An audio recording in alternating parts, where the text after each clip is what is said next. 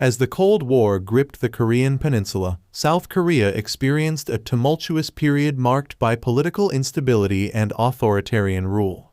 This article delves into the dark chapters of South Korea's post-war history, exploring the emergence of a brutal dictatorship and its implications for the nation's political landscape. 1. Post-war turmoil. Following the Korean War's devastating impact on the peninsula, South Korea faced the challenging task of reconstruction amid a fractured political landscape. The vacuum left by the war allowed for the rise of powerful political figures seeking control. 2. Ri Syngman's presidency. Ri Syngman, South Korea's first president, assumed office in 1948. Initially viewed as a symbol of anti-communism, Ri's presidency took an authoritarian turn as he consolidated power and suppressed political opposition. The emergence of Park Chung-hee. 3. Coup of 1961. The article delves into the 1961 coup led by General Park Chung-hee, which ousted the civilian government. Park justified the coup as a response to political corruption and instability, but it set the stage for an era of authoritarian rule. 4. Authoritarian governance. Park Chung-hee's regime was characterized by centralized power, censorship, and the suppression of political dissent. The article explores how his government implemented strict measures to control society, including restrictions on the press and opposition parties. The Yushin Constitution and consolidation of power. 5. Yushin Constitution of 1972. Park Chung-hee's introduction of the Yushin Constitution in 1972 marked a pivotal moment. The article examines how this constitutional revision granted him extended presidential powers, effectively allowing him to rule indefinitely. 6.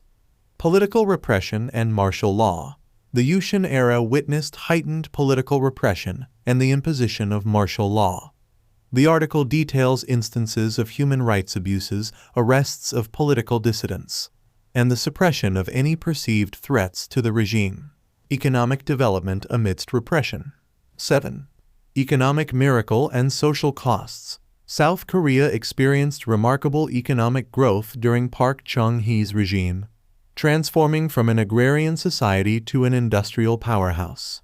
The article explores the economic policies that fueled this growth while acknowledging the social costs and inequalities that accompanied it. 8. Legacy of authoritarianism. As Park Chung-hee's rule continued until his assassination in 1979, the article reflects on the lasting impact of South Korea's brutal dictatorship.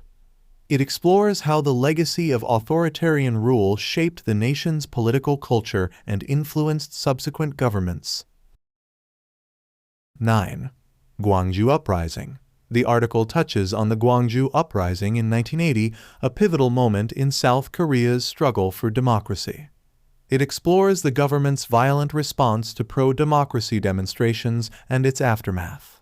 10. Path to democracy. Concluding with South Korea's eventual transition to democracy in the late 20th century, the article reflects on the challenges, sacrifices, and resilience of the people who fought against the shadows of oppression to reclaim their political rights. Conclusion. Shadows of Oppression sheds light on a crucial chapter in South Korea's Cold War history, examining the emergence of a brutal dictatorship and its lasting impact on the nation. By exploring the political maneuvers, human rights abuses, and economic transformations, this article provides insight into the complex interplay of power and resistance during a challenging period in South Korea's trajectory toward democracy.